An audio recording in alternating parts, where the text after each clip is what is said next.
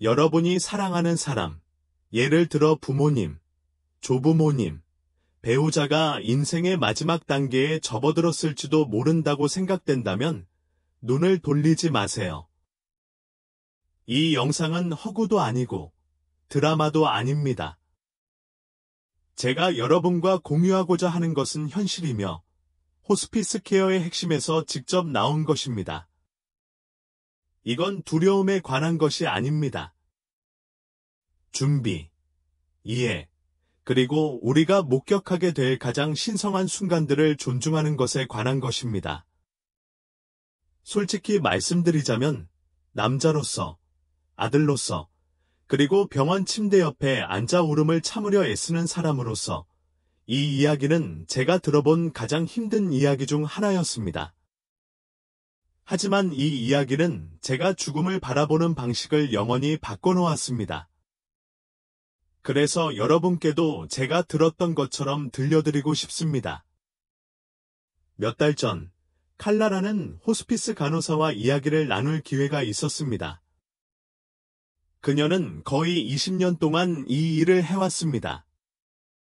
삶의 마지막 시기를 함께하며 손을 잡고 마지막 말을 듣고 마지막 숨을 지켜보는 사람들 말입니다.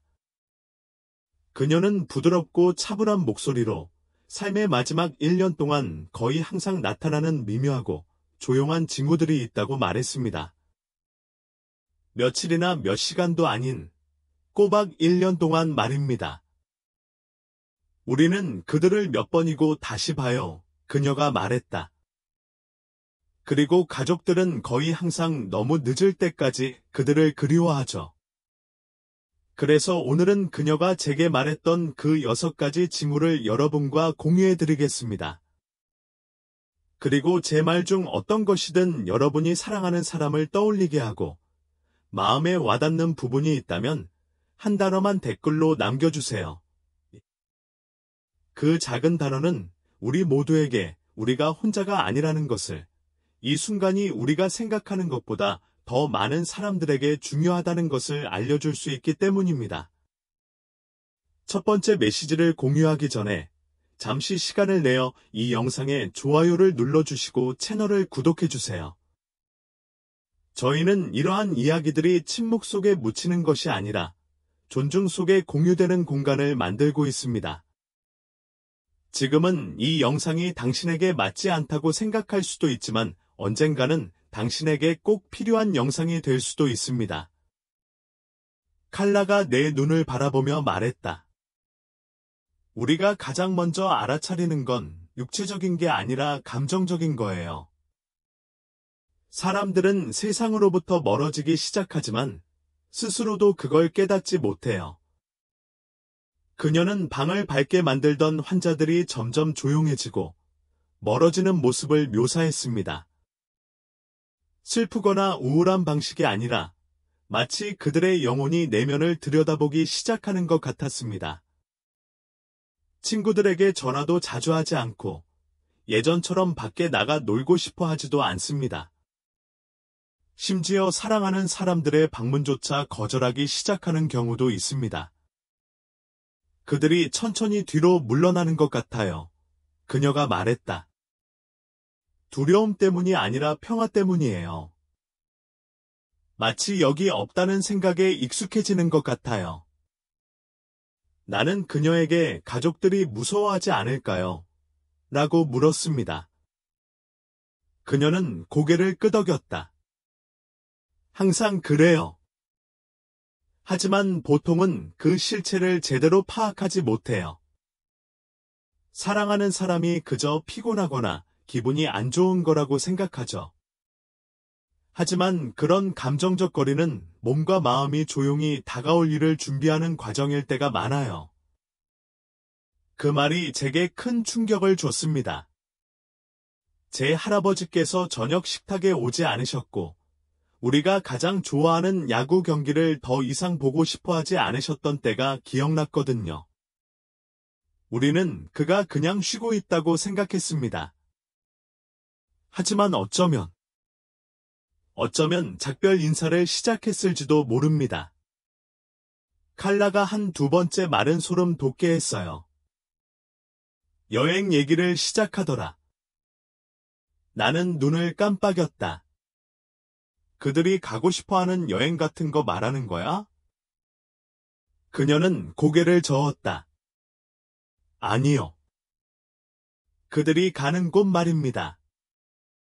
문자 그대로 가는 게 아니라 그들의 언어로, 그들의 꿈으로, 그들의 말로 가는 겁니다. 칼라는 환자들이 곧 짐을 싸야 해요. 장거리 여행을 떠나요. 같은 말을 하는 것을 보았다고 말했습니다. 어떤 환자들은 여권이 준비되었는지, 짐은 챙겼는지 묻기도 합니다. 한 신사분이 계속 기차 늦나요? 아버지께서 역에서 저를 기다리고 계세요 오라고 물으셨다고 그녀는 말했습니다. 이런 건 지어낼 수 없어요. 그녀가 말했다. 그들이 어떤 종교를 믿든 사후 세계를 믿든 상관없어요. 뭔가 변화가 일어나죠.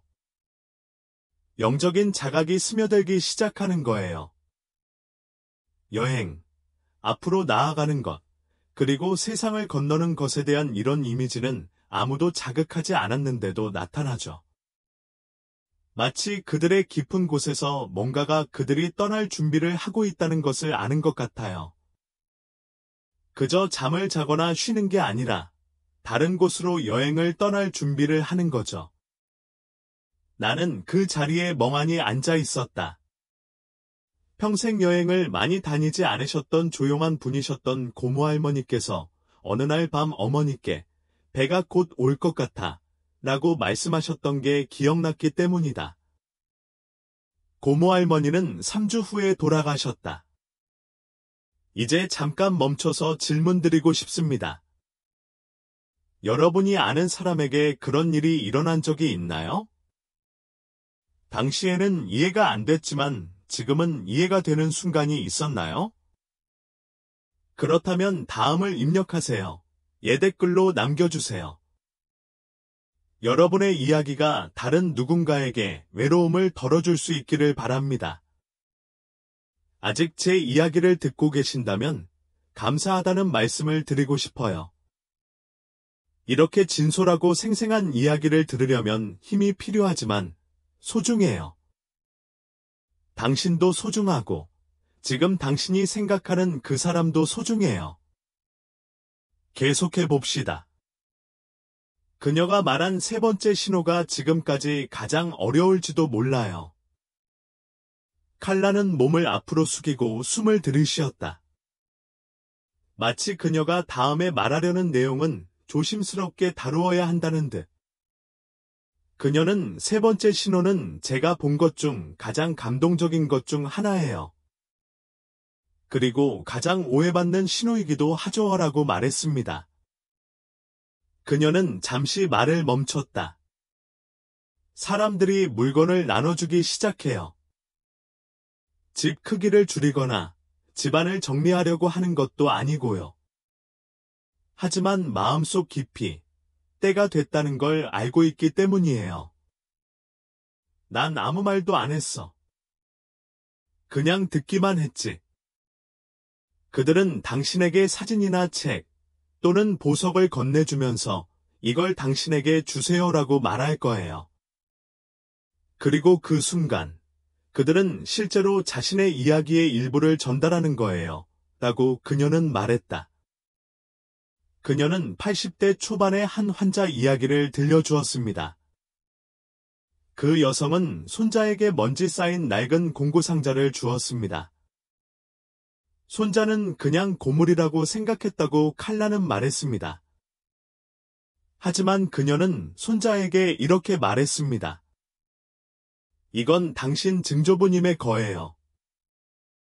증조부께서 이걸로 우리 첫 집을 지으셨죠. 당신도 증조부처럼 정성껏 수리해 주세요. 일주일 후, 그녀는 사라졌습니다. 중요한 건 물건 자체가 아니에요. 칼라가 설명했다. 중요한 건 그 물건에 담긴 유산, 그 이면에 담긴 메시지예요. 그리고 더 깊이 생각할수록 제 아버지도 똑같은 일을 하셨다는 것을 깨달았습니다. 뇌졸중을 겪기 몇 달 전, 아버지는 제게 시계를 주셨습니다. 별다른 말씀은 없으셨습니다. 그저 시계를 건네주시며 계속 켜두세요 라고 말씀하셨습니다. 당시 나는 미소를 지으며 별 생각 없이 지냈다. 하지만 이제야 이해가 간다. 그의 조용한 말투가 내게 시간이 소중하다는 것을, 설령 그의 시간이 끝나더라도 내 시간은 계속될 거라는 것을 말해주는 것이었다. 그러니 사랑하는 사람이 오래된 편지, 잊혀진 기념품, 과거의 작은 보물들을 건넨다면 그냥 넘기지 마세요. 곁에 앉아 무슨 뜻인지 물어보세요. 그리고 꼭 간직하세요. 어쩌면 당신이 그들의 작별 인사 방식을 방해하고 있을지도 모르니까요. 칼라가 설명한 네 번째 징조는 영적인 것이었습니다. 하지만 대부분의 사람들이 생각하는 방식과는 달랐습니다. 그녀는 자신의 환자 중 상당수가, 심지어 교회에 한 번도 발을 들여놓지 않았던 환자들조차도 더 깊은 질문을 하기 시작한다고 말했습니다. 그들은 큰 소리로 이렇게 궁금해하기 시작합니다. 우리는 왜 여기 있는 거지? 다음엔 무슨 일이 일어날까? 가족을 다시 볼 수 있을까? 그리고 그들이 전에 얼마나 논리적이거나 과학적이었는지는 중요하지 않습니다. 무언가가 변합니다. 내면의 무언가가 변화합니다. 두려움이 아니에요. 그녀가 부드럽게 말했다. 경이로움이에요. 성찰하는 마음이에요. 미지의 것과 화해하고 싶은 욕구죠. 그녀는 제임스라는 이름의 늙은 해병대원에 대한 이야기를 들려주었습니다. 그는 종교심이 전혀 없었습니다. 그는 늘 아무것도 믿지 않는다고 말하곤 했습니다. 그런데 어느 날 밤, 그는 창밖으로 별을 바라보며 속삭였습니다. 누군가가 나를 기다리고 있는 것 같아요. 그는 누구인지, 어디인지 말하지 않았다. 하지만 그는 침착해 보였다. 그는 다음 날 조용히 세상을 떠났다. 칼라는 이렇게 말했습니다. 마지막 해가 되면 사람들은 물질적인 세상을 놓아주기 시작합니다. 절망이 아니라 은혜롭게요. 더 큰 무언가를 향해 손을 뻗기 시작하죠. 그리고 때로는 그것을 찾아내기도 합니다. 그 말이 제게 깊은 울림을 주었습니다. 우리가 단지 몸과 숨결 그 이상이라는 사실을 다시금 깨닫게 해주었기 때문입니다. 우리 안에는 영혼, 그 신성한 무언가가 있습니다. 심장이 뛰는 것을 멈추기 훨씬 전부터 준비를 시작하는 것이죠. 그리고 가까운 사람에게서 이러한 변화를 보았다면 의미에 대한 갑작스러운 갈증, 조용한 탐색, 삶에 대해 말하는 방식의 부드러움, 지금 당장 한 가지를 해보세요. 타이핑의 댓글에. 사소해 보일지 몰라도 나도 보고, 나도 느끼고, 나도 겪었어 라는 말이 담겨있기에 강력한 힘을 지닙니다. 그리고 이 영상이 여러분의 마음에 와닿았다면 좋아요와 구독을 눌러주세요. 단순히 채널을 성장시키는 것만이 아니라 진정한 이야기들이 전해지고 기억되는 이 공간을 키워나가는 것이 목표입니다. 이제 심호흡을 하세요. 칼라가 제게 들려준 마지막 두 가지 신호는 정말 예상치 못한 것들이었어요. 그중 하나는 정말 소름이 돋았어요. 제가 사랑하는 사람에게서 그런 일이 일어나는 걸 보고 지금까지 무슨 뜻인지 몰랐거든요. 칼라는 뒤로 기대앉으며 목소리를 부드럽게 하고 두 손을 무릎에 얹었다. 그녀가 다음에 나누려는 이야기가 뭔가 다르다는 걸, 어쩌면 신성한 이야기라는 걸 알 수 있었다. 그녀는 잠시 아래를 내려다보더니 다시 고개를 들고 조용히 말했다. 다섯 번째 징후는 다른 누구도 볼 수 없는 사람들을 보게 된다는 거예요. 나는 조용히 듣고 기다렸다. 그녀는 계속해서 말했다. 생각보다 자주 일어나는 일이에요. 며칠 만에 지나가는 경우도 있고, 몇 달, 심지어 1년이 걸리는 경우도 있어요. 텅 빈 방 구석을 힐끗 보며 미소를 짓기도 하고, 마치 누군가 있는 것처럼, 마치 보이지 않는 곳에 있는 것처럼 나지막이 말을 꺼내기도 해요. 그녀는 내 눈을 똑바로 바라보며 말했다. 그리고 거의 대부분의 경우, 그들은 사랑했지만 잃은 사람을 만나곤 해요. 그녀는 30년 전 아내를 잃은 레너드라는 남자에 대한 이야기를 들려주었습니다. 어느 날 아침, 그는 저를 돌아보며 말했습니다. 아내는 밤새도록 문간에 서 있었어요. 조금도 변하지 않았죠. 칼라는 간신히 미소 지었다. 그리고 저는 그를 믿었어요. 그의 얼굴에 드리운 평화가 어떤 증거보다 더 많은 것을 말해 주었으니까요. 나는 그것이 가족들을 두렵게 하는지 그녀에게 물었습니다. 그녀는 고개를 저었다. 가끔은 그렇죠. 하지만 더 자주는 그들을 위로해 주죠. 죽어가는 사람들이 두려워하는 것 같지 않아요. 오히려 안심하는 것 같아요. 마치 혼자 떠나지 않을 거라는 사실을 부드럽게 일깨워 주는 것 같아요. 그녀는 잠시 말을 멈추고 침묵이 가라앉을 때까지 기다린 다음 이렇게 덧붙였다. 환자들이 어머니의 이름, 자녀의 이름을 부르거나 아무에게도 말하지 않은 이름까지 부르는 경우가 있었습니다. 그러고 나서 그녀는 나를 바라보며 내가 결코 잊지 못할 말을 했습니다. 사랑했던 사람들은 돌아옵니다. 우리가 가늠할 수 있는 방식으로 돌아오는 건 아니지만 영혼이 이해하는 방식으로 돌아오죠. 영혼이 그 순간을 알아봅니다. 등골이 오싹해졌습니다. 어머니가 돌아가시기 며칠 전, 제 바로 옆을 바라보시며 아빠라고 말씀하셨거든요. 어머니의 아버지는 12살 때 돌아가셨습니다.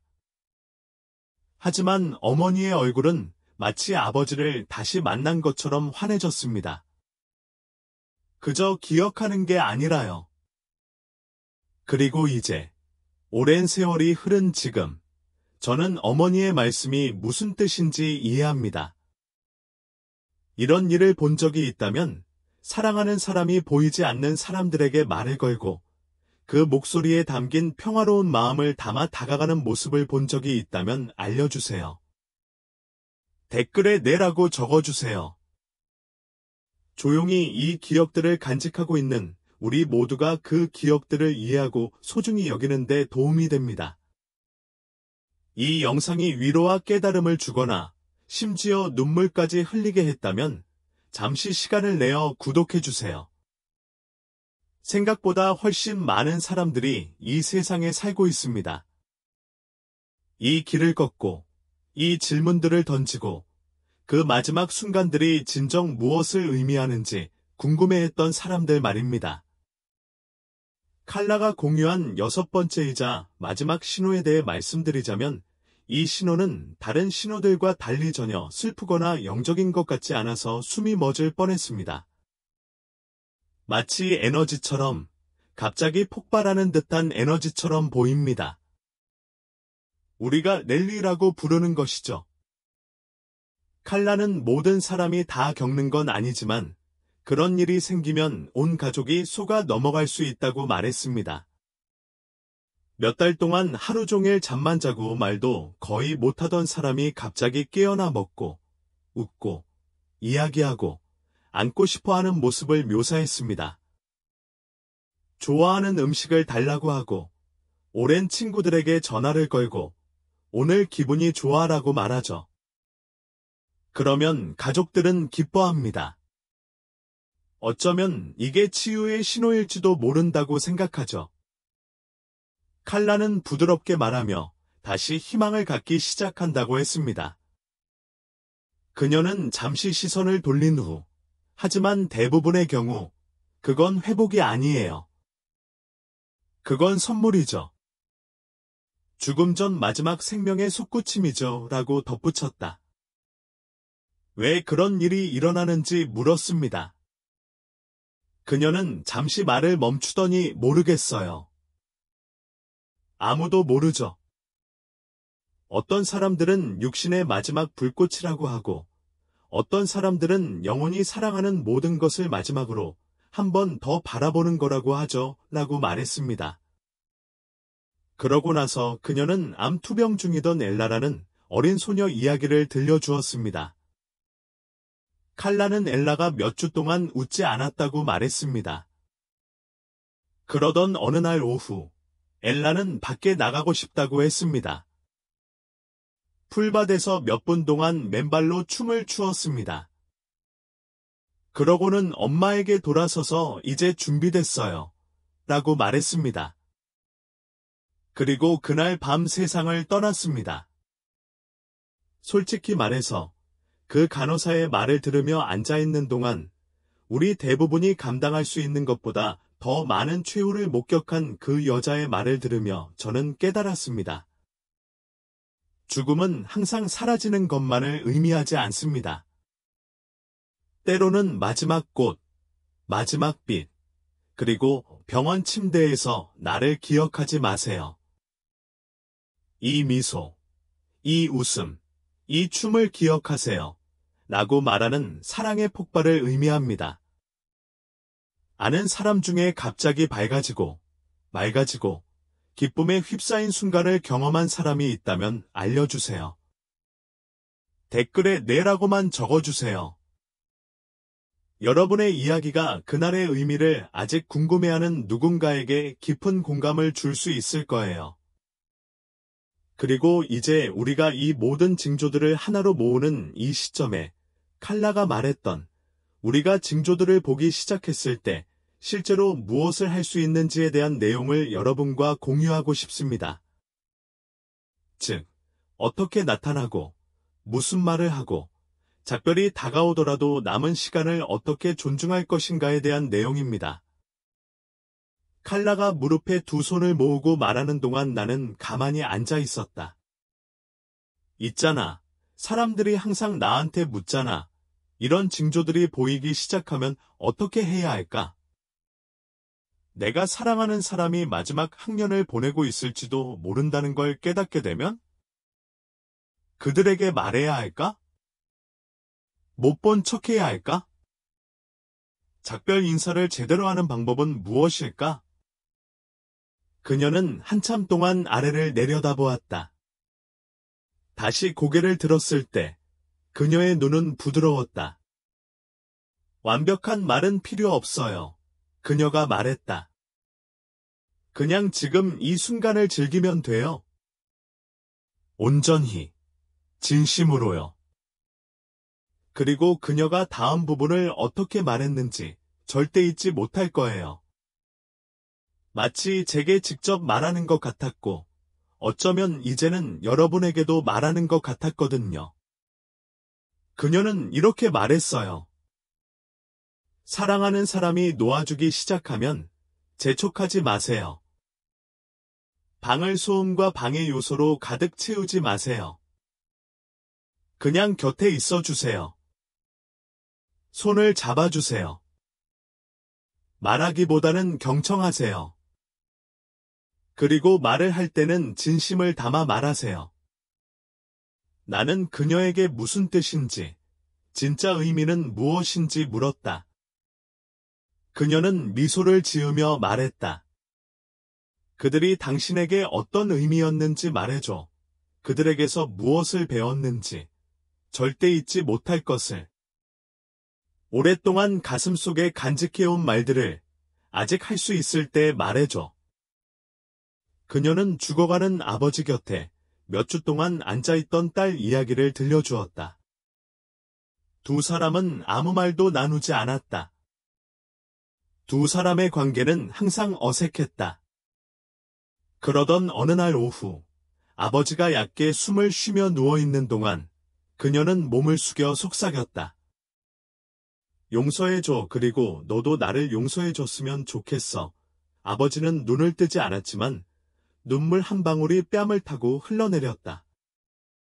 그게 바로 존재의 힘이에요. 칼라가 내게 말했다. 고치는 게 아니라 자유롭게 하는 거예요. 그리고 그녀는 내게 정말 와닿는 말을 덧붙였다. 죽음이 항상 고통을 의미하는 건 아니에요. 때로는 모든 게 명확해지는 순간이기도 해요. 사람들이 가식을 버리고 마침내 진심으로 말할 때 말이죠.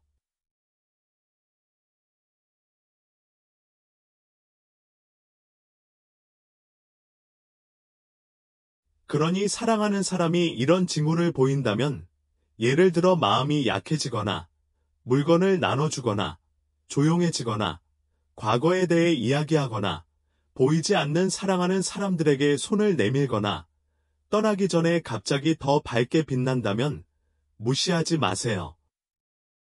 곁에 앉아 그들의 삶이 얼마나 소중했는지, 그들이 당신에게 무엇을 가르쳐 주었는지 이야기해 주세요. 그리고 무엇보다도 두려움 때문에 우아하게 작별 인사를 할 기회를 놓치지 마세요. 칼라는 20년 동안 호스피스 돌봄을 해오면서 누군가를 잃은 후 가장 힘든 시간을 보낸 가족들이 가장 많이 울었던 적은 없다고 말했습니다. 그들은 해야 할 말을 하지 않은 가족들이었습니다. 그녀는 제게 이렇게 말했습니다. 너무 오래 기다린 가족들이요. 그러니 어쩌면 이 영상의 진짜 의미는 바로 그런 것일지도 모릅니다. 단순히 징후를 인식하는 것이 아니라 그 순간을 인식하는 것이죠. 그곳에 있을 기회, 진실될 기회, 평화를 찾을 기회 말입니다. 떠나기 전 칼라에게 지친 적이 있냐고 물었다. 수많은 사람들이 지나가는 것을 보며 수많은 이별을 지켜보느라 지친 적이 있냐고. 그녀는 미소 지었다. 아니요. 그녀가 말했다. 이별 하나하나가 제게 삶의 방식에 대해 새로운 것을 가르쳐 주거든요. 그러니 지금 당장 물어보겠습니다. 당신이 사랑하는 사람이 이 6가지 징후 중 하나라도 보인다면 오늘이 마지막 기회라면 무슨 말을 해주겠습니까?